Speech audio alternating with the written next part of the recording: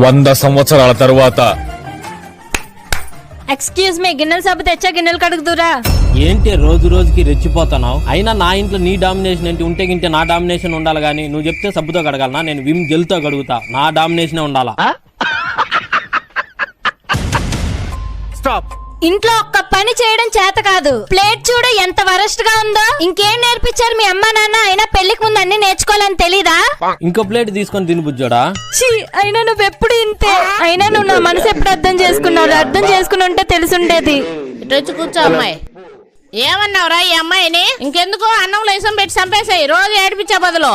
అది కాదత్తమ్మా, ఇంట్లో ఒక పని చేయడం చేత కావట్లేదు. మీరైనా పనులేం నేర్పించకుండా ఎలా పెళ్లి చేశారు? మగాళ్ళకి సంస్కారం తల్లి నేర్పిస్తది, బాధ్యత తండ్రి నేర్పిస్తాడు. ఇంకింట్లో పనులు అంటవా? గిన్నెలు కడగడము, కసువులు ఓడ్చడము, బట్టలు వినడము, వంట చేయడము మీ పిల్లలు నేర్పించుకోవాలి.